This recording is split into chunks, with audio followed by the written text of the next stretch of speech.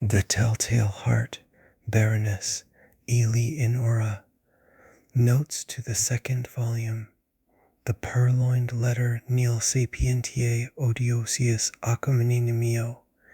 Seneca, at Paris, just after dark one gusty evening in the autumn of 18 miles. I was enjoying the twofold luxury of meditation and a meerschaum in company with my friend C. Auguste Dupin in his little back library or book closet, _ Troisième Welle 33, _ Rue Dunot, Faubourg Saint-Germain, _ For 1 hour at least we had maintained a profound silence, while each to any casual observer might have seemed intently and exclusively occupied with the curling eddies of smoke that oppressed the atmosphere of the chamber. For myself, however, I was mentally discussing certain topics which had formed matter for conversation between us at an earlier period of the evening. I mean the affair of the Rue Morgue, and the mystery attending the murder of Marie Roget. I looked upon it, therefore, as something of a coincidence when the door of our apartment was thrown open and admitted our old acquaintance, Monsieur G., the prefect of the Parisian police. We gave him a hearty welcome, for there was nearly half as much of the entertaining as of the contemptible about the man, and we had not seen him for several years. We had been sitting in the dark, and Dupin now arose for the purpose of lighting a lamp, but sat down again, without doing so, upon G's saying that he had called to consult us, or rather to ask the opinion of my friend about some official business which had occasioned a great deal of trouble. If it is any point requiring reflection, observed Dupin as he forbore to enkindle the wick, we shall examine it to better purpose in the dark. That is another of your odd notions, said the prefect, who had a fashion of calling everything odd that was beyond his comprehension, and thus lived amid an absolute legion of oddities. Very true, said Dupin, as he supplied his visitor with a pipe and rolled towards him a comfortable chair. And what is the difficulty now? I asked. Nothing more in the assassination way, I hope? Oh no, nothing of that nature. The fact is, the business is very simple indeed, and I make no doubt that we can manage it sufficiently well ourselves. But then I thought Dupin would like to hear the details of it, because it is so excessively odd. Simple and odd, said Dupin. Why, yes, and not exactly that either. The fact is, we have all been a good deal puzzled because the affair is so simple, and yet baffles us altogether. Perhaps it is the very simplicity of the thing which puts you at fault, said my friend. What nonsense you do talk, replied the prefect, laughing heartily. Perhaps the mystery is a little too plain, said Dupin. Oh, good heavens! Whoever heard of such an idea? A little too self-evident. Ha, ha, ha, ha, ha, ha, ho, ho, ho, roared our visitor, profoundly amused. Oh, Dupin, you will be the death of me yet. And what, after all, is the matter on hand? I asked. Why, I will tell you, replied the prefect, as he gave a long, steady, and contemplative puff, and settled himself in his chair. I will tell you in a few words, but before I begin, let me caution you that this is an affair demanding the greatest secrecy, and that I should most probably lose the position I now hold, were it known that I confided it to any one. Proceed, said I. Or not, said Dupin. Well then, I have received personal information from a very high quarter that a certain document of the last importance has been purloined from the royal apartments. The individual who purloined it is known, this beyond a doubt. He was seen to take it. It is known also that it still remains in his possession. How is this known? Asked Dupin. It is clearly inferred, replied the prefect, from the nature of the document, and from the non-appearance of certain results, which would at once arise from its passing out of the robber's possession. That is to say, from his employing it as he must design in the end to employ it. Be a little more explicit, I said. Well, I may venture so far as to say that the paper gives its holder a certain power in a certain quarter where such power is immensely valuable. The prefect was fond of the cant of diplomacy. Still, I do not quite understand, said Dupin. No?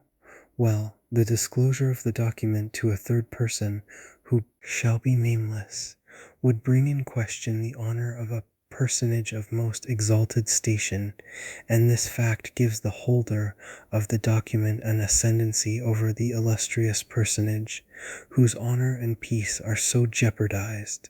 But this ascendancy, I interposed, would depend upon the robber's knowledge of the loser's knowledge of the robber. Who would dare? The thief, said G, is the minister D, who dares all things, those unbecoming as well as those becoming a man. The method of the theft was not less ingenious than bold. The document in question, a letter to be frank, had been received by the personage robbed while alone in the royal boudoir. During its perusal she was suddenly interrupted by the entrance of the other exalted personage, from whom especially it was her wish to conceal it. After a hurried and vain endeavor to thrust it in a drawer, she was forced to place it, open as it was, upon a table. The address, however, was uppermost, and the contents thus unexposed, the letter escaped notice. At this juncture enters the minister D. His lynx eye immediately perceives the paper, recognizes the handwriting of the address, observes the confusion of the personage addressed, and fathoms her secret. After some business transactions hurried through in his ordinary manner, he produces a letter somewhat similar to the one in question, opens it, pretends to read it, and then places it in close juxtaposition to the other. Again he converses for some 15 minutes upon the public affairs. At length, in taking leave, he takes also from the table the letter to which he had no claim. Its rightful owner saw, but of course dared not call attention to the act in the presence of the third personage who stood at her elbow. The minister decamped, leaving his own letter, one of no importance, upon the table. Here then, said Dupin to me, you have precisely what you demand to make the ascendancy complete, the robber's knowledge of, the loser's knowledge of the robber. Yes, replied the prefect, and the power thus attained has for some months past been wielded for political purposes to a very dangerous extent. The personage robbed is more thoroughly convinced every day of the necessity of reclaiming her letter. But this, of course, cannot be done openly. In fine, driven to despair, she has committed the matter to me. Then whom, said Dupin, amid a perfect whirlwind of smoke? No more sagacious agent could, I suppose, be desired or even imagined. You flatter me, replied the prefect, but it is possible that some such opinion may have been entertained. It is clear, said I, as you observe, that the letter is still in possession of the minister, since it is this possession and not any employment of the letter which bestows the power. With the employment the power departs. True, said G, and upon this conviction I proceeded. My first care was to make thorough search of the minister's hotel, and here my chief embarrassment lay in the necessity of searching without his knowledge. Beyond all things, I have been warned of the danger which would result from giving him reason to suspect our design. But, said I, you are quite au fait in these investigations. The Parisian police have done this thing often before. Oh yes, and for this reason I did not despair. The habits of the minister gave me too a great advantage. He is frequently absent from home all night. His servants are by no means numerous. They sleep at a distance from their master's apartment, and being chiefly Neapolitans, are readily made drunk. I have keys, as you know, with which I can open any chamber or cabinet in Paris. For 3 months a night has not passed during the greater part of which I have not been engaged personally in ransacking the D Hotel. My honor is interested, and to mention a great secret, the reward is enormous. So I did not abandon the search until I had become fully satisfied that the thief is a more astute man than myself. I fancy that I have investigated every nook and corner of the premises in which it is possible that the paper can be concealed. But is it not possible, I suggested, that although the letter may be in possession of the minister, as it unquestionably is, he may have concealed it elsewhere than upon his own premises? This is barely possible, said Dupin. The present peculiar condition of affairs at court, and especially of those intrigues in which D is known to be involved, would render the instant availability of the document, its susceptibility of being produced at a moment's notice, a point of nearly equal importance with its possession. Its susceptibility of being produced, said I. That is to say, of being destroyed, said Dupin. True, I observed. The paper is clearly then upon the premises. As for its being upon the person of the minister, we may consider that as out of the question. Entirely, said the prefect. He has been twice waylaid, as if by footpads, and his person rigorously searched under my own inspection. You might have spared yourself this trouble, said Dupin. Da, I presume, is not altogether a fool, and, if not, must have anticipated these waylayings as a matter of course.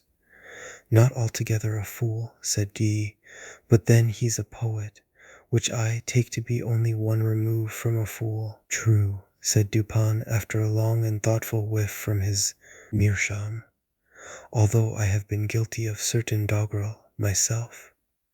Suppose you detail, said I, the particulars of your search. Why, the fact is, we took our time, and we searched everywhere. I have had long experience in these affairs. I took the entire building, room by room, devoting the nights of a whole week to each. We examined first the furniture of each apartment.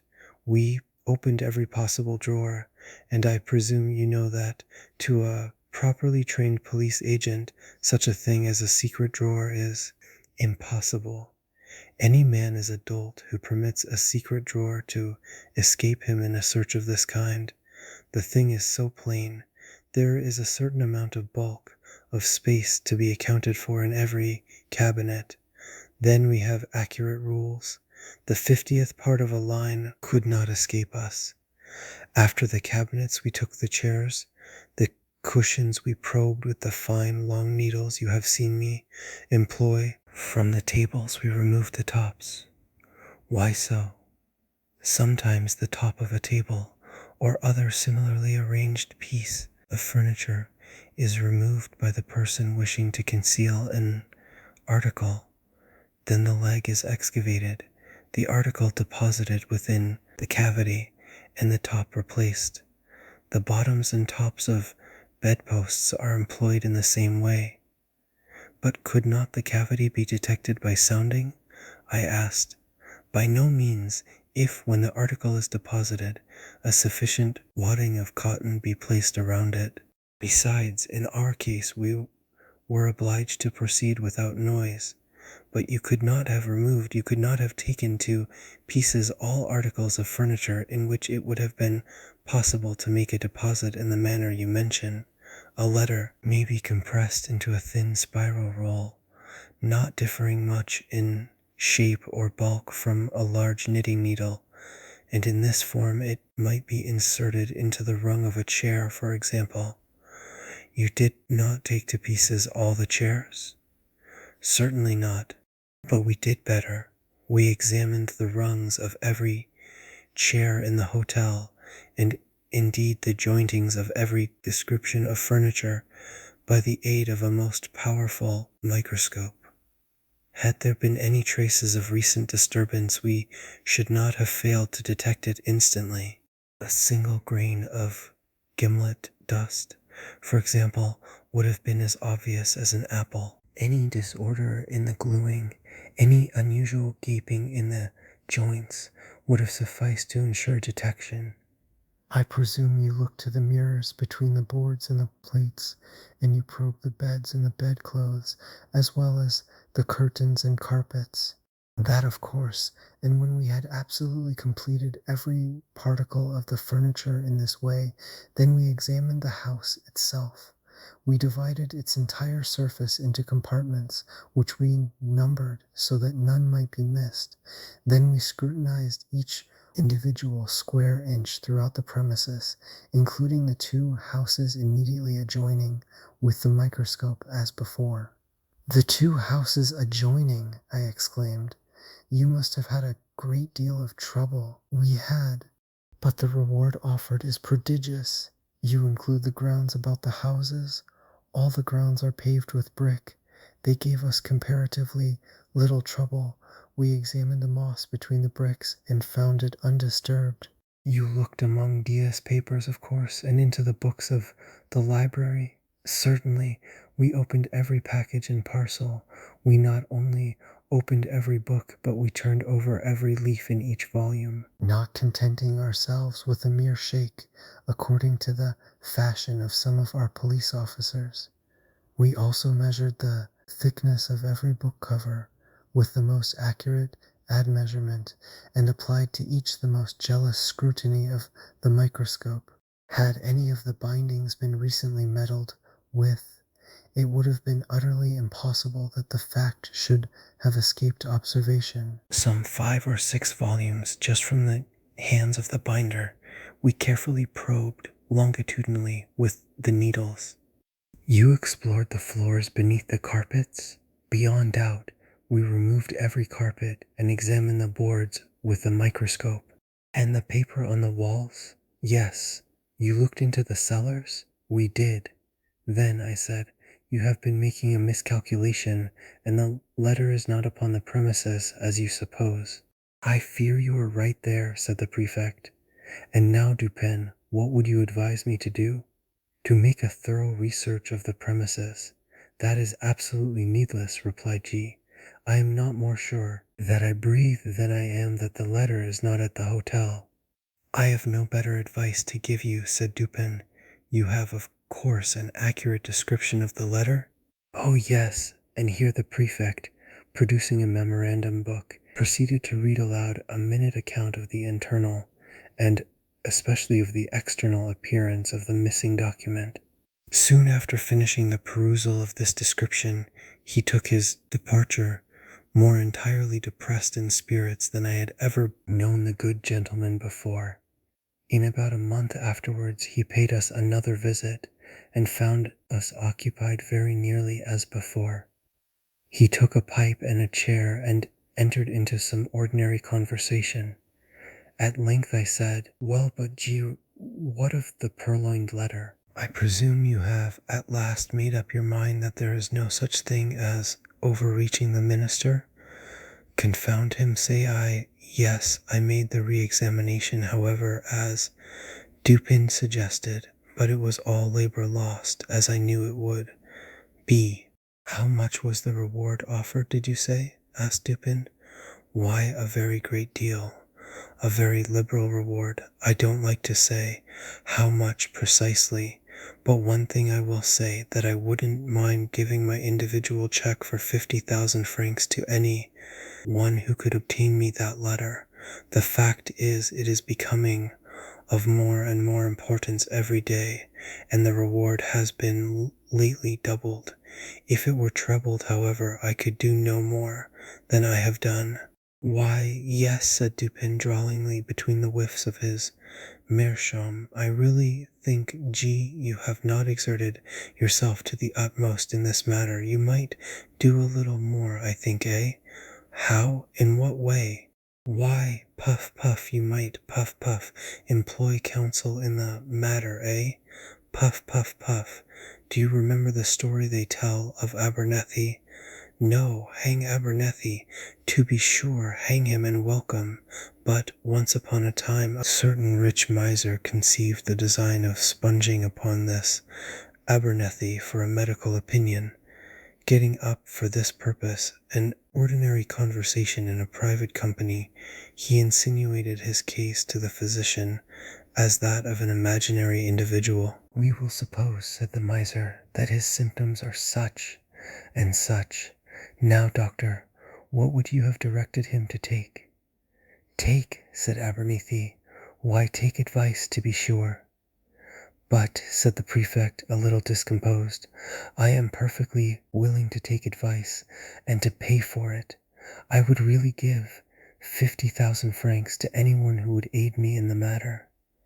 "In that case," replied Dupin, opening a drawer, and producing a cheque-book, "you may as well fill me up a cheque for the amount mentioned. When you have signed it, I will hand you the letter." I was astounded. The prefect appeared absolutely thunder-stricken. For some minutes he remained speechless and motionless, looking incredulously at my friend with open mouth, and eyes that seemed starting from their sockets. Then, apparently recovering himself in some measure, he seized a pen, and after several pauses and vacant stares, finally filled up and signed a cheque for 50,000 francs, and handed it across the table to Dupin. The latter examined it carefully and deposited it in his pocket-book. Then, unlocking an escritoire, took thence a letter and gave it to the prefect. This functionary grasped it in a perfect agony of joy, opened it with a trembling hand, cast a rapid glance at its contents, and then, scrambling and struggling to the door, rushed at length unceremoniously from the room and from the house, without having uttered a syllable, since Dupin had requested him to fill up the cheque. When he had gone, my friend entered into some explanations. "The Parisian police," he said, "are exceedingly able in their way. They are persevering, ingenious, cunning, and thoroughly versed in the knowledge which their duties seem chiefly to demand. Thus, when G detailed to us his mode of searching the premises at the Hôtel D, I felt entire confidence in his having made a satisfactory investigation, so far as his labors extended." "So far as his labors extended?" said I. "Yes," said Dupin. "The measures adopted were not only the best of their kind, but carried out to absolute perfection. Had the letter been deposited within the range of their search, these fellows would, beyond a question, have found it." I merely laughed, but he seemed quite serious in all that he said. "The measures, then," he continued, "were good in their kind, and well executed. Their defect lay in their being inapplicable to the case and to the man. A certain set of highly ingenious resources are, with the prefect, a sort of Procrustean bed, to which he forcibly adapts his designs. But he perpetually errs by being too deep or too shallow for the matter in hand, and many a schoolboy is a better reasoner than he. I knew one about 8 years of age, whose success at guessing in the game of even and odd attracted universal admiration. This game is simple, and is played with marbles. One player holds in his hand a number of these toys, and demands of another whether that number is even or odd. If the guess is right, the guesser wins one. If wrong, he loses one. The boy to whom I allude won all the marbles of the school. Of course he had some principle of guessing, and this lay in mere observation and admeasurement of the astuteness of his opponents. For example, an arrant simpleton is his opponent, and holding up his closed hand asks, "Are they even or odd?" Our schoolboy replies, "Odd," and loses, but upon the second trial he wins, for he then says to himself, "The simpleton had them even upon the first trial, and his amount of cunning is just sufficient to make him have them odd upon the second. I will therefore guess odd." He guesses odd and wins. Now, with the simpleton a degree above the first, he would have reasoned thus: "This fellow finds that in the first instance I guessed odd, and in the second he will propose to himself, upon the first impulse, a simple variation from even to odd, as did the first simpleton, but then a second thought will suggest that this is too simple a variation, and finally he will decide upon putting it even as before. I will therefore guess even. He guesses even and wins. Now this mode of reasoning in the schoolboy, whom his fellows termed lucky, what in its last analysis is it? It is merely, I said, an identification of the reasoner's intellect with that of his opponent. It is, said Dupin, and upon inquiring of the boy by what means he effected the thorough identification in which his success consisted, I received answer as follows. When I wish to find out how wise or how stupid or how good or how wicked is any one, or what are his thoughts at the moment, I fashion the expression of my face as accurately as possible in accordance with the expression of his, and then wait to see what thoughts or sentiments arise in my mind or heart, as if to match or correspond with the expression. This response of the schoolboy lies at the bottom of all the spurious profundity which has been attributed to Rochefoucauld, to La Bougive, to Machiavelli, and to Campanella, and the identification, I said, of the reasoner's intellect with that of his opponent depends, if I understand you aright, upon the accuracy with which the opponent's intellect is admeasured. For its practical value it depends upon this, replied Dupin, and the prefect and his cohort fail so frequently, first by default of this identification, and secondly by ill admeasurement, or rather through non-admeasurement of the intellect with which they are engaged. They consider only their own ideas of ingenuity, and, in searching for anything hidden, advert only to the modes in which they would have hidden it. They are right in this much, that their own ingenuity is a faithful representative of the mass, but when the cunning of the individual felon is diverse in character from their own, the felon foils them, of course. This always happens when it is above their own, and very usually when it is below. They have no variation of principle in their investigations. At best, when urged by some unusual emergency, by some extraordinary reward, they extend or exaggerate their old modes of practice, without touching their principles. What, for example, in this case of D, has been done to vary the principle of action? What is all this boring and probing and sounding and scrutinizing with the microscope and dividing the surface of the building into registered square inches? What is it all but an exaggeration of the application of the one principle or set of principles of search, which are based upon the one set of notions regarding human ingenuity, to which the prefect in the long routine of his duty has been accustomed? Do you not see he has taken it for granted that all men proceed to conceal a letter, not exactly in a gimlet hole bored in a chair leg, but at least in some out-of-the-way hole or corner suggested by the same tenor of thought which would urge a man to secrete a letter in a gimlet hole bored in a chair leg? And do you not see also that such recherches nukes for concealment are adapted only for ordinary occasions, and would be adopted only by ordinary intellects, for, in all cases of concealment, a disposal of the article concealed, a disposal of it in this recherche manner, is, in the very first instance, presumable and presumed, and thus its discovery depends not at all upon the acumen, but altogether upon the mere care, patience, and determination of the seekers. And where the case is of importance, or what amounts to the same thing in the political eyes, when the reward is of magnitude, the qualities in question have never been known to fail.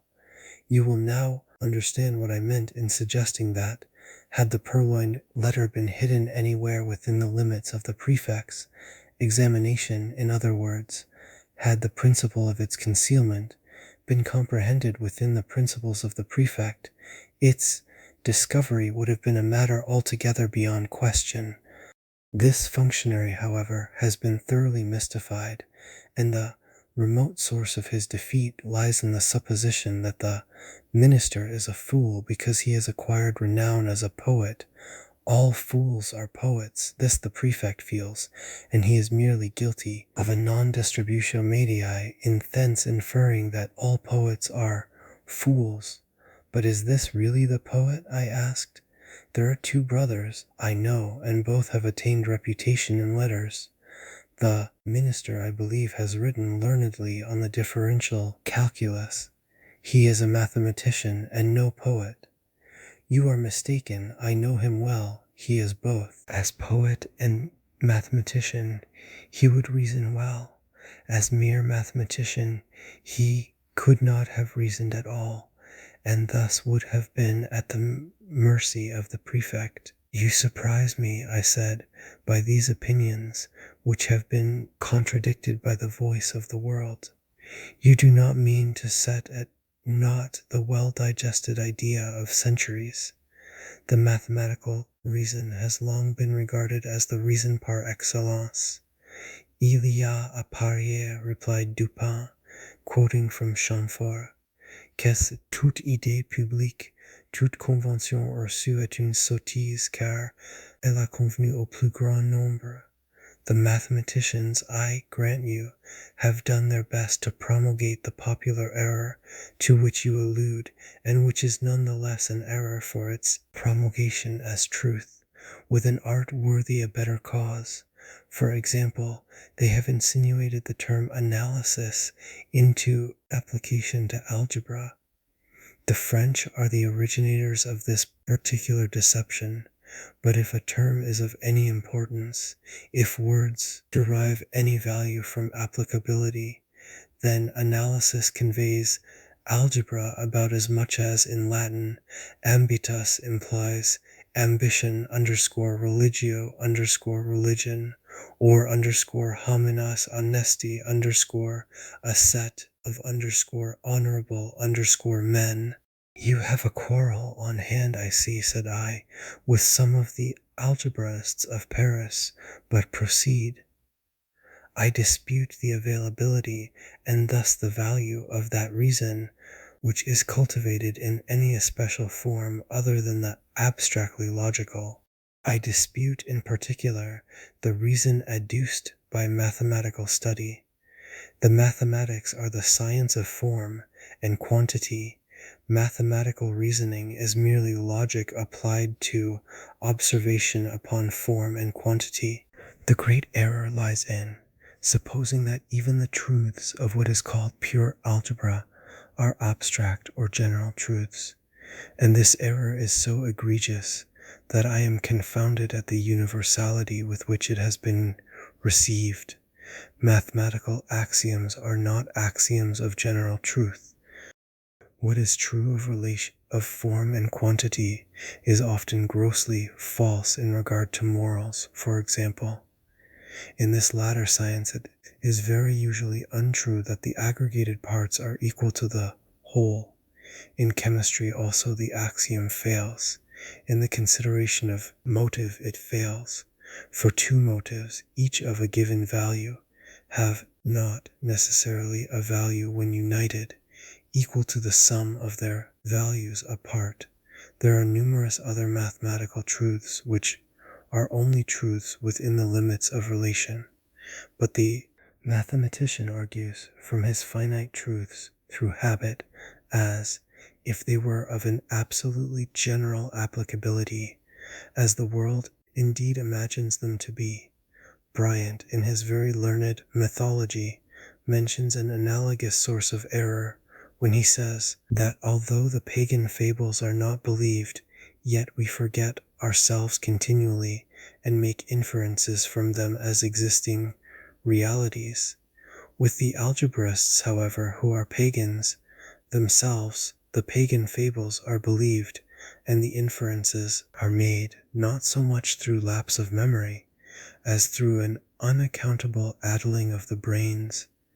In short, I never yet encountered the mere mathematician who could be trusted out of equal roots, or one who did not clandestinely hold it as a point of his faith that x2 plus px was absolutely and unconditionally equal to q. Say to one of these gentlemen, by way of experiment, if you please, that you believe occasions may occur where x2 plus px is not altogether equal to q, and, having made him understand what you mean, get out of his reach as speedily as convenient, for, beyond doubt, he will endeavor to knock you down. I mean to say, continued Dupin, while I merely laughed at his last observations, that if the minister had been no more than a mathematician, the prefect would have been under no necessity of giving me this check. I know him, however, as both mathematician and poet, and my measures were adapted to his capacity, with reference to the circumstances by which he was surrounded. I knew him as a courtier too, and as a bold intriguant. Such a man, I considered, could not fail to be aware of the ordinary policial modes of action. He could not have failed to anticipate, and events have proved that he did not fail to anticipate, the waylayings to which he was subjected. He must have foreseen, I reflected, the secret investigations of his premises, his frequent absences from home at night, which were hailed by the prefect as certain aids to his success, I regarded only as ruses to afford opportunity for thorough search to the police, and thus the sooner to impress them with the conviction to which G, in fact, did finally arrive, the conviction that the letter was not upon the premises. I felt also that the whole train of thought, which I was at some pains in detailing to you just now, concerning the invariable principle of policial action in searches for articles concealed, I felt that this whole train of thought would necessarily pass through the mind of the minister. It would imperatively lead him to despise all the ordinary nooks of concealment. He could not, I reflected, be so weak as not to see that the most intricate and remote recess of his hotel would be as open as his commonest closets to the eyes, to the probes, to the gimlets, and to the microscopes of the prefect. I saw, in fine, that he would be driven, as a matter of course, to simplicity, if not deliberately induced to it as a matter of choice. You will remember, perhaps, how desperately the prefect laughed when I suggested, upon our first interview, that it was just possible this mystery troubled him so much on account of its being so very self-evident. Yes, said I remember his merriment well. I really thought he would have fallen into convulsions. The material world, continued Dupin, abounds with very strict analogies to the immaterial, and thus some color of truth has been given to the rhetorical dogma that metaphor or simile may be made to strengthen an argument as well as to embellish a description. The principle of the vis inertiae, for example, seems to be identical in physics and metaphysics. It is not more true in the former that a large body is with more difficulty set in motion than a smaller one, in that its subsequent momentum is commensurate with this difficulty, than it is in the latter that intellects of the vaster capacity, while more forcible, more constant, and more eventful in their movements than those of inferior grade, are yet the less readily moved, and more embarrassed and full of hesitation in the first few steps of their progress. Again, have you ever noticed which of the street signs over the shop doors are the most attractive of attention? I have never given the matter a thought, I said. There is a game of puzzles, he resumed, which is played upon a map. One party playing requires another to find a given word, the name of town, river, state, or empire, any word, in short, upon the motley and perplexed surface of the chart. A novice in the game generally seeks to embarrass his opponents by giving them the most minutely lettered names, but the adept selects such words as stretch in large characters from one end of the chart to the other. These, like the over-largely lettered signs and placards of the street, escape observation by dint of being excessively obvious, and here the physical oversight is precisely analogous with the moral inapprehension by which the intellect suffers to pass unnoticed those considerations which are too obtrusively and too palpably self-evident, but this is a point, it appears, somewhat above or beneath the understanding of the prefect. He never once thought it probable or possible that the minister had deposited the letter immediately beneath the nose of the whole world, by way of best preventing any portion of that world from perceiving it.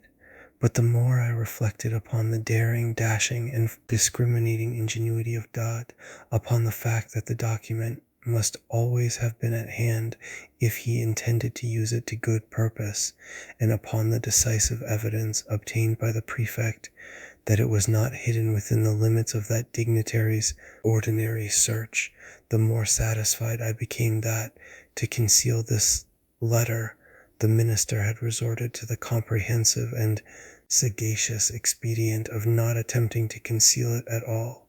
Full of these ideas, I prepared myself with a pair of green spectacles and called one fine morning, quite by accident, at the ministerial hotel.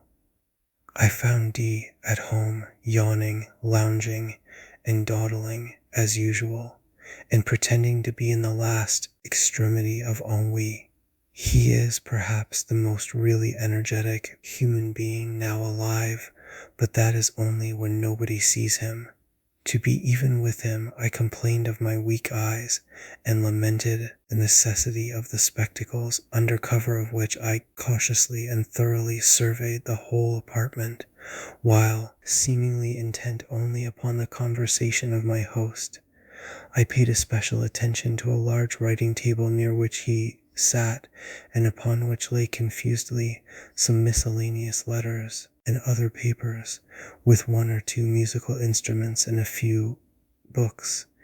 Here, however, after a long and very deliberate scrutiny, I saw nothing to excite particular suspicion. At length my eyes, in going the circuit of the room, fell upon a trumpery filigree card-rack of pasteboard that hung dangling by a dirty blue ribbon from a little brass knob just beneath the middle of the mantelpiece. In this rack, which had 3 or 4 compartments, were 5 or 6 visiting cards and a solitary letter. This last was much soiled and crumpled. It was torn nearly in two across the middle, as if a design, in the first instance, to tear it entirely up as worthless, had been altered or stayed in the second. It had a large black seal, bearing the die cipher _very conspicuously, and was addressed in a diminutive female hand to Die the minister himself. It was thrust carelessly, and even as it seemed contemptuously, into one of the uppermost divisions of the rack. No sooner had I glanced at this letter than I concluded it to be that of which I was in search. To be sure, it was, to all appearance, radically different from the one of which the prefect had read us so minute a description. Here the seal was large and black with the D cipher. There it was small and red with the ducal arms of the S family. Here the address to the minister, diminutive and feminine. There the superscription to a certain royal personage was markedly bold and decided. The size alone formed a point of correspondence. But then the radicalness of these differences, which was excessive, the dirt, the soiled and torn condition of the paper, so inconsistent with the true methodical habits of D, and so suggestive of a design to delude the beholder into an idea of the worthlessness of the document.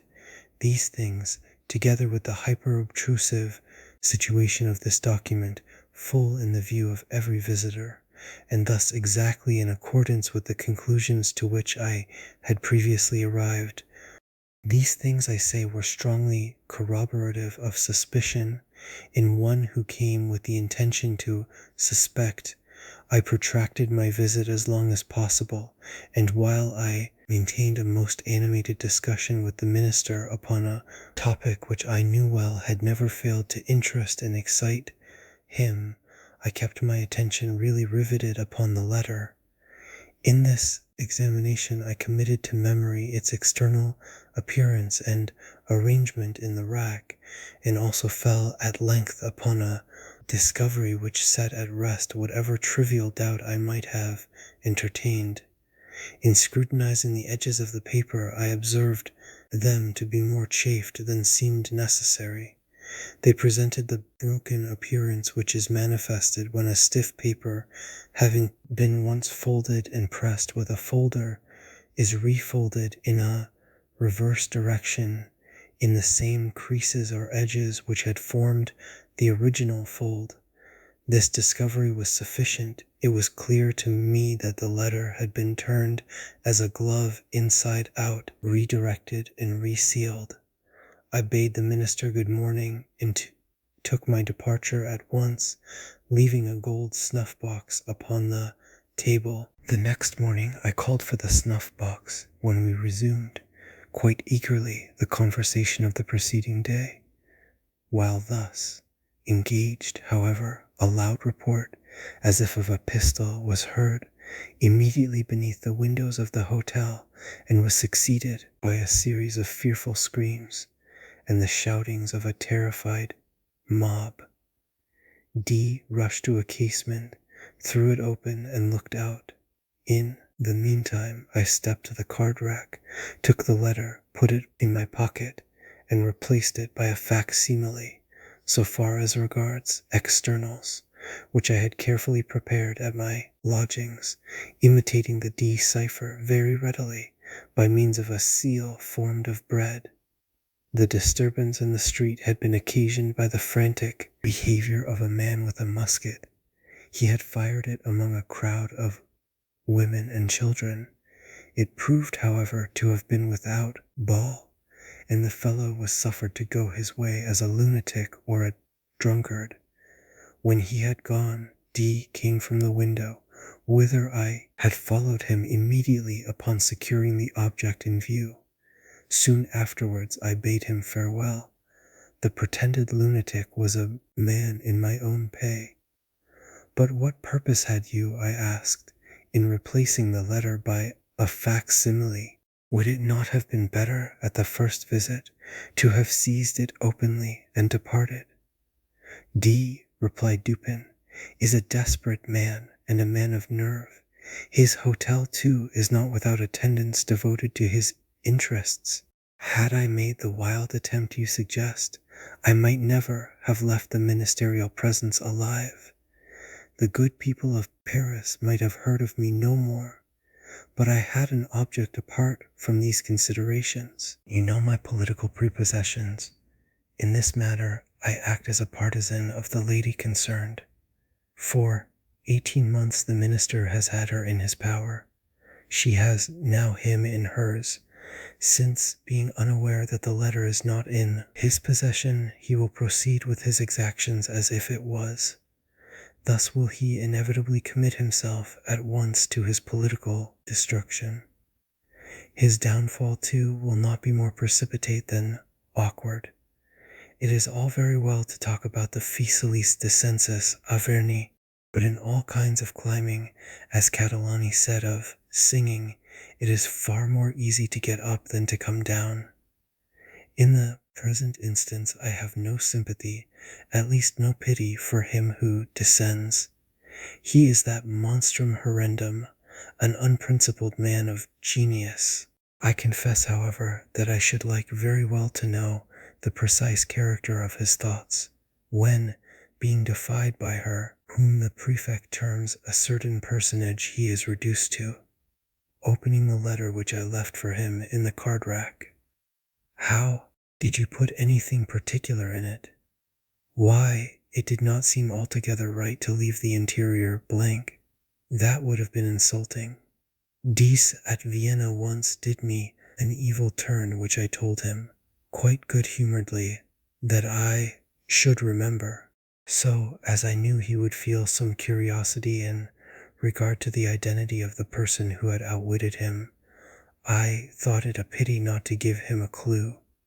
He is well acquainted with my MS, and I just copied into the middle of the blank sheet the words "Mide sen si funeste, si ne digne d'être et digne de tieste." They are to be found in Cribillon's Atre. The 1002nd Tale of Scheherazade. Truth is stranger than fiction. Old saying _ having had occasion lately in the course of some oriental investigations to consult the Talmunau Izitzo note, a work which, like the Zohar of Simeon Jochides, is scarcely known at all even in Europe, and which has never been quoted to my knowledge by any American, if we except perhaps the author of The Curiosities of American Literature. Having had occasion, I say, to turn over some pages of the first mentioned very remarkable work, I was not a little astonished to discover that the literary world has hitherto been strangely in error respecting the fate of the vizier's daughter Scheherazade, as that fate is depicted in the Arabian Nights, and that the denouement there given, if not altogether inaccurate as far as it goes, is at least to blame in not having gone very much farther. For full information on this interesting topic, I must refer the inquisitive reader to the Izitzo or note itself. But in the meantime I shall be pardoned for giving a summary of what I there discovered. It will be remembered that in the usual version of the tales, a certain monarch, having good cause to be jealous of his queen, not only puts her to death, but makes a vow by his beard and the prophet to espouse each night the most beautiful maiden in his dominions, and the next morning to deliver her up to the executioner. Having fulfilled this vow for many years to the letter, and with a religious punctuality and method that conferred great credit upon him as a man of devout feeling and excellent sense, he was interrupted one afternoon, no doubt at his prayers, by a visit from his Grand Vizier, to whose daughter it appears there had occurred an idea. Her name was Scheherazade, and her idea was that she would either redeem the land from the depopulating tax upon its beauty, or perish after the approved fashion of all heroines in the attempt. Accordingly, and although we do not find it to be leap year which makes the sacrifice more meritorious, she deputes her father, the Grand Vizier, to make an offer to the king of her hand. This hand the king eagerly accepts. He had intended to take it at all events, and had put off the matter from day to day, only through fear of the vizier. But in accepting it now, he gives all parties very distinctly to understand that Grand Vizier or no Grand Vizier, he has not the slightest design of giving up one iota of his vow or of his privileges. When, therefore, the fair Scheherazade insisted upon marrying the king, and did actually marry him despite her father's excellent advice not to do anything of the kind, when she would and did marry him, I say, will I, nil I, it was with her beautiful black eyes as thoroughly open as the nature of the case would allow. It seems, however, that this politic damsel, who had been reading Machiavelli beyond doubt, had a very ingenious little plot in her mind. On the night of the wedding she contrived upon forget what specious pretence, to have her sister occupy a couch sufficiently near that of the royal pair to admit of easy conversation from bed to bed, and, a little before cock-crowing, she took care to awaken the good monarch, her husband, who bore her none the worse will because he intended to wring her neck on the morrow. She managed to awaken him, I say, although on account of a capital conscience and an easy digestion, he slept well, by the profound interest of a story about a rat and a black cat, I think, which she was narrating, all in an undertone, of course, to her sister. When the day broke, it so happened that this history was not altogether finished, and that Scheherazade, in the nature of things, could not finish it just then, since it was high time for her to get up and be bowstrung, a thing very little more pleasant than hanging, only a trifle more genteel. The king's curiosity, however, prevailing, I am sorry to say, even over his sound religious principles, induced him for this, once to postpone the fulfillment of his vow until next morning, for the purpose and with the hope of hearing that night how it fared in the end with the a black cat I think it was, and the rat. The night having arrived, however, the Lady Scheherazade not only put the finishing stroke to the black cat and the rat was blue, but before she well knew what she was about, found herself deep in the intricacies of a narration, having reference, if I am not altogether mistaken, to a pink horse with green wings that went in a violent manner by clockwork, and was wound up with an indigo key.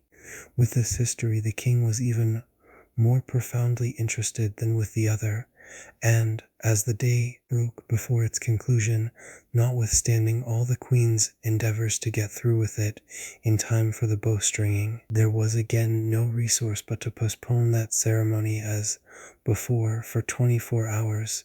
The next night there happened a similar accident with a similar result, and then the next, and then again the next, so that in the end the good monarch, having been unavoidably deprived of all opportunity to keep his vow during a period of no less than 1001 nights, either forgets it altogether by the expiration of this time, or gets himself absolved of it in the regular way, or, what is more probable, breaks it outright, as well as the head of his father, confessor.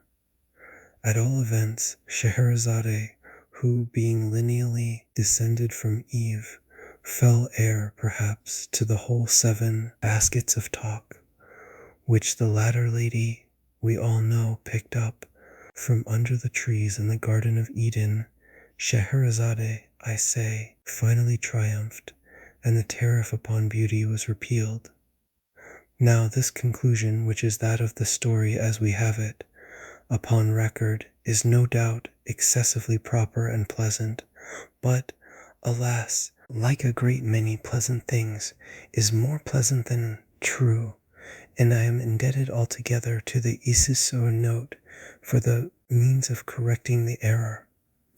Le mieux, says a French proverb, est l'ennemi du bien, and in mentioning that Scheherazade had inherited the 7 baskets of talk, I should have added that she put them out at compound interest until they amounted to 77.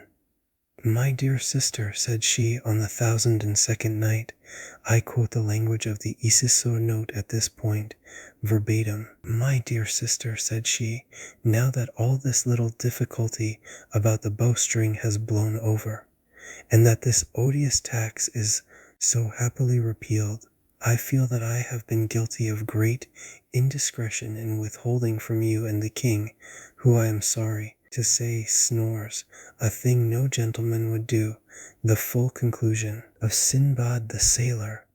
This person went through numerous other and more interesting adventures than those which I related, but the truth is I felt sleepy on the particular night of their narration, and so was seduced into cutting them short, a grievous piece of misconduct, for which I only trust that Allah will forgive me. But even yet it is not too late to remedy my great neglect, and as soon as I have given the king a pinch or two in order to wake him up so far that he may stop making that horrible noise, I will forthwith entertain you and him, if he pleases, with the sequel of this very remarkable story.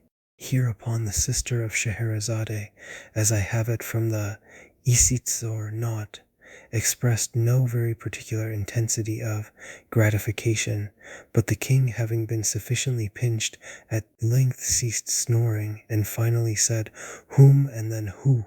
When the queen, understanding these words, which are no doubt Arabic, to signify that he was all attention and would do his best not to snore any more, the queen, I say, having arranged these matters to her satisfaction, re-entered thus at once into the history of Sinbad the sailor. At length, in my old age, Intrigi and Sinbad himself, as retailed by Scheherazade, at length, in my old age, and after enjoying many years of tranquillity at home, I became once more possessed of a desire of visiting foreign countries.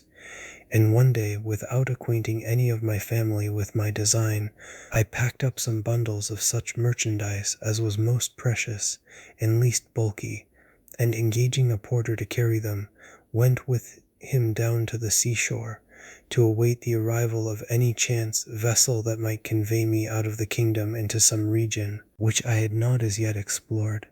Having deposited the packages upon the sands, we sat down beneath some trees and looked out into the ocean in the hope of perceiving a ship, but during several hours we saw none whatever. At length I fancied that I could hear a singular buzzing or humming sound, and the porter, after listening a while, declared that he also could distinguish it.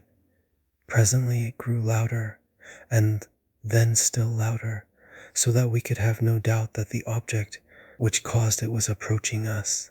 At length, on the edge of the horizon, we discovered a black speck, which rapidly increased in size until we made it out to be a vast monster, swimming with a great part of its body above the surface of the sea. It came toward us with inconceivable swiftness, throwing up huge waves of foam around its breast, and illuminating all that part of the sea through which it passed, with a long line of fire that extended far off into the distance. As the thing drew near, we saw it very distinctly. Its length was equal to that of 3 of the loftiest trees that grow, and it was as wide as the great hall of audience in your palace, O most sublime and magnificent of the caliphs. Its body, which was unlike that of ordinary fishes, was as solid as a rock, and of a jetty blackness throughout all that portion of it which floated above the water, with the exception of a narrow blood-red streak that completely begirdled it. The belly, which floated beneath the surface, and of which we could get only a glimpse now and then as the monster rose and fell with the billows, was entirely covered with metallic scales, of a color like that of the moon in misty weather. The back was flat and nearly white, and from it there extended upwards of 6 spines, about half the length of the whole body. This horrible creature had no mouth that we could perceive, but, as if to make up for this deficiency, it was provided with at least 80 of eyes that protruded from their sockets, like those of the green dragonfly, and were arranged all around the body in 2 rows, one above the other, and parallel to the blood-red streak, which seemed to answer the purpose of an eyebrow. 2 or 3 of these dreadful eyes were much larger than the others, and had the appearance of solid gold. Although this beast approached us, as I have before said, with the greatest rapidity, it must have been moved altogether by necromancy, for it had neither fins like a fish, nor web feet like a duck, nor wings like the seashell which is blown along in the manner of a vessel, nor yet did it writhe itself forward as do the eels. Its head and its tail were shaped precisely alike, only, not far from the latter were 2 small holes that served for nostrils, and through which the monster puffed out its thick breath with prodigious violence, and with a shrieking, disagreeable noise. Our terror at beholding this hideous thing was very great, but it was even surpassed by our astonishment, when upon getting a nearer look, we perceived upon the creature's back a vast number of animals about the size and shape of men, and altogether much resembling them, except that they wore no garments, as men do, being supplied by nature, no doubt, with an ugly, uncomfortable covering, a good deal like cloth, but fitting so tight to the skin as to render the poor wretches laughably awkward, and put them apparently to severe pain. On the very tips of their heads were certain square-looking boxes, which at first sight I thought might have been intended to answer as turbans, but I soon discovered that they were excessively heavy and solid, and I therefore concluded they were contrivances designed, by their great weight, to keep the heads of the animals steady and safe upon their shoulders. Around the necks of the creatures were fastened black collars, badges of servitude no doubt, such as we keep on our dogs, only much wider and infinitely stiffer, so that it was quite impossible for these poor victims to move their heads in any direction without moving the body at the same time, and thus they were doomed to perpetual contemplation of their noses, a view puggish and snubby in a wonderful, if not positively in an awful degree. When the monster had nearly reached the shore where we stood, it suddenly pushed out one of its eyes to a great extent, and emitted from it a terrible flash of fire, accompanied by a dense cloud of smoke, and a noise that I can compare to nothing but thunder. As the smoke cleared away, we saw one of the odd man animals standing near the head of the large beast, with a trumpet in his hand, through which, putting it to his mouth, he presently addressed us in loud, harsh, and disagreeable accents, that perhaps we should have mistaken for language, had they not come altogether through the nose. Being thus evidently spoken to, I was at a loss how to reply, as I could in no manner understand what was said, and in this difficulty I turned to the porter, who was near swooning through affright, and demanded of him his opinion as to what species of monster it was, what it wanted, and what kind of creatures those were that so swarmed upon its back.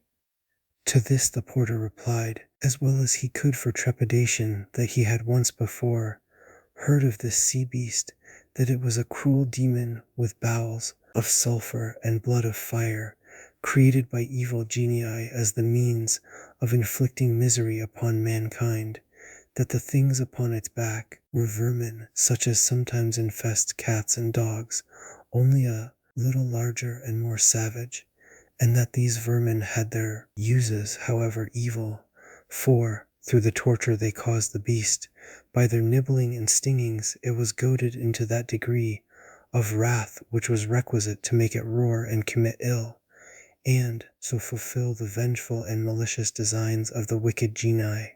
This account determined me to take to my heels, and, without once even looking behind me, I ran at full speed up into the hills, while the porter ran equally fast, although nearly in an opposite direction, so that by these means he finally made his escape with my bundles, of which I have no doubt he took excellent care, although this is a point I cannot determine, as I do not remember that I ever beheld him again. For myself, I was so hotly pursued by a swarm of the men vermin, who had come to the shore in boats, that I was very soon overtaken bound hand and foot, and conveyed to the beast, which immediately swam out again into the middle of the sea.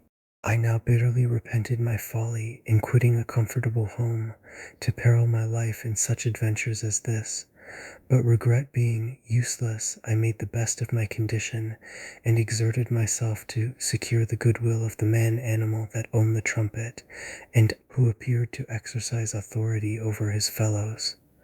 I succeeded so well in this endeavor that in a few days the creature bestowed upon me various tokens of his favor, and in the end even went to the trouble of teaching me the rudiments of what it was, vain enough to denominate its language, so that at length I was enabled to converse with it readily, and came to make it comprehend the ardent desire I had of seeing the world. Washish, squashish, squeak, Sinbad, hey diddle diddle, grunt und, grumble, hiss, fiss, whiss, said he to me, one day after dinner, but I beg 1,000 pardons. I had forgotten that your majesty is not conversant with the dialect of the Cockneys. So the man-animals were called, I presume because their language formed the connecting link between that of the horse and that of the rooster. With your permission, I will translate washish, squashish, and so forth. That is to say, I am happy to find, my dear Sinbad, that you are really a very excellent fellow. We are now about doing a thing which is called circumnavigating the globe, and since you are so desirous of seeing the world, I will strain a point and give you a free passage upon back of the beast. When the Lady Scheherazade had proceeded thus far, relates the is it so or not, the king turned over from his left side to his right, and said, It is in fact very surprising, my dear queen, that you omitted hitherto these latter adventures of Sinbad. Do you know, I think them exceedingly entertaining and strange. The king having thus expressed himself, we are told, the fair Scheherazade resumed her history in the following words. Sinbad went on in this manner with his narrative. I thanked the man-animal for its kindness, and soon found myself very much at home on the beast, which swam at a prodigious rate through the ocean. Although the surface of the latter is, in that part of the world, by no means flat, but round like a pomegranate, so that we went, so to say, either uphill or downhill all the time. That, I think, was very singular, interrupted the king. Nevertheless, it is quite true, replied Scheherazade. I have my doubts, rejoined the king, but pray be so good as to go on with the story. I will, said the queen. The beast, continued Sinbad to the Caliph, swam, as I have related, uphill and downhill until, at length, we arrived at an island many hundreds of miles in circumference, but which, nevertheless, had been built in the middle of the sea by a colony of little things like caterpillars. Said the king. Leaving this island, said Sinbad, for Scheherazade, it must be understood, took no notice of her husband's ill-mannered ejaculation. Leaving this island, we came to another where the forests were of solid stone and so hard that they shivered to pieces the finest tempered axes with which we endeavored to cut them down. Said the king again, but Scheherazade, paying him no attention, continued in the language of Sinbad. Passing beyond this last island, we reached a country where there was a cave that ran to the distance of 30 or 40 miles within the bowels of the earth, and that contained a greater number of far more spacious and more magnificent palaces than are to be found in all Damascus and Baghdad. From the roofs of these palaces there hung myriads of gems like diamonds, but larger than men, and in among the streets of towers and pyramids and temples there flowed immense rivers as black as ebony, and swarming with fish that had no eyes. Said the king. We then swam into a region of the sea where we found a lofty mountain down whose sides there streamed torrents of melted metal, some of which were 12 miles wide and 60 miles long, while from an abyss on the summit issued so vast a quantity of ashes that the sun was entirely blotted out from the heavens, and it became darker than the darkest midnight, so that, when we were even at the distance of 150 miles from the mountain, it was impossible to see the whitest object, however close we held it to our eyes. Said the king. After quitting this coast, the beast continued his voyage until we met with a land in which the nature of things seemed reversed, for we here saw a great lake, at the bottom of which, more than 100 feet beneath the surface of the water, there flourished in full leaf a forest of tall and luxuriant trees. Said the king, some 100 miles farther on brought us to a climate where the atmosphere was so dense as to sustain iron or steel, just as our own does feather. Fiddle-de-dee, said the king. Proceeding still in the same direction, we presently arrived at the most magnificent region in the whole world. Through it there meandered a glorious river for several thousands of miles, This river was of unspeakable depth and of a transparency richer than that of amber. It was from 3 to 6 miles in width, and its banks, which arose on either side to 1,200 feet in perpendicular height, were crowned with ever-blossoming trees and perpetual sweet-scented flowers that made the whole territory one gorgeous garden. But the name of this luxuriant land was the Kingdom of Horror, and to enter it was inevitable death. "Humph," said the king. "We left this kingdom in great haste, and after some days came to another, where we were astonished to perceive myriads of monstrous animals with horns resembling scythes upon their heads. These hideous beasts dig for themselves vast caverns in the soil of a funnel shape, and line the sides of them with rocks, so disposed one upon the other that they fall instantly when trodden upon by other animals, thus precipitating them into the monsters' dens, where their blood is immediately sucked, and their carcasses afterwards hurled contemptuously out to an immense distance from the caverns of death." "Pooh," said the king. "Continuing our progress, we perceived a district with vegetables that grew not upon any soil but in the air. There were others that sprang from the substance of other vegetables, others that derived their substance from the bodies of living animals, and then again there were others that glowed all over with intense fire, others that moved from place to place at pleasure, and what was still more wonderful, we discovered flowers that lived and breathed and moved their limbs at will, and had moreover the detestable passion of mankind for enslaving other creatures and confining them in horrid and solitary prisons until the fulfillment of appointed tasks." "Fasha," said the king. "Quitting this land, we soon arrived at another in which the bees and the birds are mathematicians of such genius and erudition that they give daily instructions in the science of geometry to the wise men of the empire. The king of the place, having offered a reward for the solution of two very difficult problems, they were solved upon the spot, the one by the bees, and the other by the birds, but the king keeping their solution a secret. It was only after the most profound researches and labor, and the writing of an infinity of big books, during a long series of years, that the men mathematicians at length arrived at the identical solutions which had been given upon the spot by the bees and by the birds." "Oh my," said the king, "we had scarcely lost sight of this empire when we found ourselves close upon another, from whose shores there flew over our heads a flock of fowls a mile in breadth and 240 miles long, so that although they flew a mile during every minute, it required no less than 4 hours for the whole flock to pass over us, in which there were several millions of fowl." Asterisk 17. "Oh fie," said the king.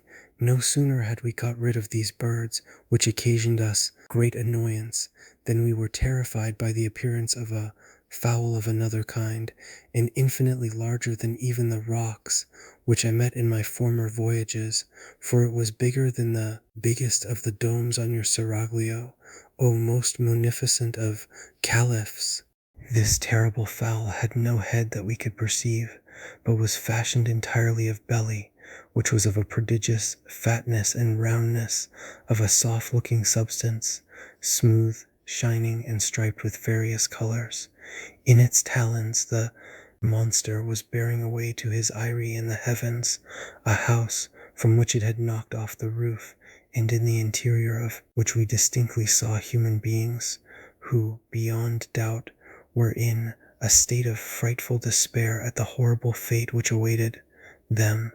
We shouted with all our might, in the hope of frightening the bird into letting go of its prey, but it merely gave a snort or puff, as if of rage, and then let fall upon our heads a heavy sack which proved to be filled with sand. "Stuff," said the king. "It was just after this adventure that we encountered a continent of immense extent and prodigious solidity, but which, nevertheless, was supported entirely upon the back of a sky-blue cow that had no fewer than 400 horns. That now I believe, said the king, because I have read something of the kind before in a book. We passed immediately beneath this continent, swimming in between the legs of the cow, and after some hours found ourselves in a wonderful country indeed, which I was informed by the man-animal was his own native land, inhabited by things of his own species.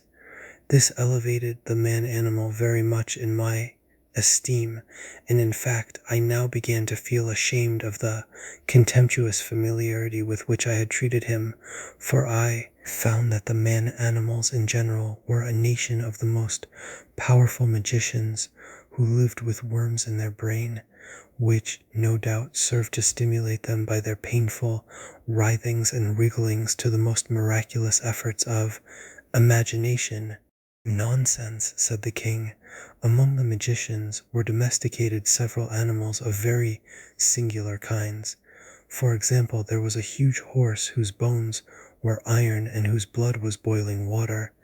In place of corn, he had black stones for his usual food, and yet, in spite of so hard a diet, he was so strong and swift that he would drag a load more weighty than the grandest temple in this city, at a rate surpassing that of the flight of most birds. Twaddle, said the king. I saw also among these people a hen without feathers, but bigger than a camel. Instead of flesh and bone, she had iron and brick. Her blood, like that of the horse, to whom, in fact, she was nearly related, was boiling water, and like him she ate nothing but wood or black stones. This hen brought forth very frequently 100 chickens in the day, and after birth they took up their residence for several weeks within the stomach of their mother. Verse 21 of this nation of mighty conjurers created a man out of brass and wood and leather, and endowed him with such ingenuity that he would have beaten at chess all the race of mankind with the exception of the great Caliph Harun al-Rashid. Another of these magi constructed of like material a creature that put to shame even the genius of him who made it, for so great were its reasoning powers that in a second it performed calculations of so vast an extent that they would have required the united labor of 50,000 fleshy men for a year. Wustaf 3. But a still more wonderful conjurer fashioned for himself a mighty thing that was neither man nor beast, but which had brains of lead, intermixed with a black matter like pitch, and fingers that it employed with such incredible speed and dexterity that it would have had no trouble in writing out 20,000 copies of the Koran in an hour, and this with so exquisite a precision that in all the copies there should not be found one to vary from another by the breadth of the finest hair. This thing was of prodigious strength, so that it erected or overthrew the mightiest empires at a breath, but its powers were exercised equally for evil and for good. Ridiculous, said the king. Among this nation of necromancers there was also one who had in his veins the blood of the salamanders, for he made no scruple of sitting down to smoke his chibouch in a red-hot oven until his dinner was thoroughly roasted upon its floor. Another had the faculty of converting the common metals into gold without even looking at them during the process. Another had such a delicacy of touch that he made a wire so fine as to be invisible. Another had such quickness of perception that he counted all the separate motions of an elastic body, while it was springing backward and forward at the rate of 900 millions of times in a second. Absurd, said the king. Another of these magicians, by means of a fluid that nobody ever yet saw, could make the corpses of his friends brandish their arms, kick out their legs, fight, or even get up and dance at his will. Another had cultivated his voice to so great an extent that he could have made himself heard from one end of the world to the other. Another had so long an arm that he could sit down in Damascus and indite a letter at Baghdad, or indeed at any distance whatsoever. Another commanded the lightning to come down to him out of the heavens, and it came at his call, and served him for a plaything when it came. Another took two loud sounds, and out of them made a silence. Another constructed a deep darkness out of two brilliant lights. Another made ice in a red-hot furnace. Another directed the sun to paint his portrait, and the sun did. Another took this luminary with the moon and the planets, and having first weighed them with scrupulous accuracy, probed into their depths, and found out the solidity of the substance of which they were made. But the whole nation is indeed of so surprising a necromantic ability that not even their infants nor their commonest cats and dogs have any difficulty in seeing objects that do not exist at all, or that for 20 millions of years before the birth of the nation itself had been blotted out from the face of creation. Preposterous, said the king. The wives and daughters of these incomparably great and wise magi, continued Scheherazade, without being in any manner disturbed by these frequent and most ungentlemanly interruptions on the part of her husband, the wives and daughters of these eminent conjurers are everything that is accomplished and refined, and would be everything that is interesting and beautiful, but for an unhappy fatality that besets them, and from which not even the miraculous powers of their husbands and fathers has hitherto been adequate to save. Some fatalities come in certain shapes, and some in others, but this of which I speak has come in the shape of a crotchet. A what? Said the king. A crotchet, said Scheherazade. One of the evil genii, who are perpetually upon the watch to inflict ill, has put it into the heads of these accomplished ladies that the thing which we describe as personal beauty consists altogether in the protuberance of the region which lies not very far below the small of the back. Perfection of loveliness, they say, is in the direct ratio of the extent of this lump. Having been long possessed of this idea, and bolsters being cheap in that country, the days have long gone by since it was possible to distinguish a woman from a dromedary. Stop, said the king. I can't stand that, and I won't. You have already given me a dreadful headache with your lies. The day, too, I perceive, is beginning to break. How long have we been married? My conscience is getting to be troublesome again. And then that dromedary touch. Do you take me for a fool? Upon the whole, you might as well get up and be throttled. These words, as I learned from the Isitsorno, both grieved and astonished Scheherazade.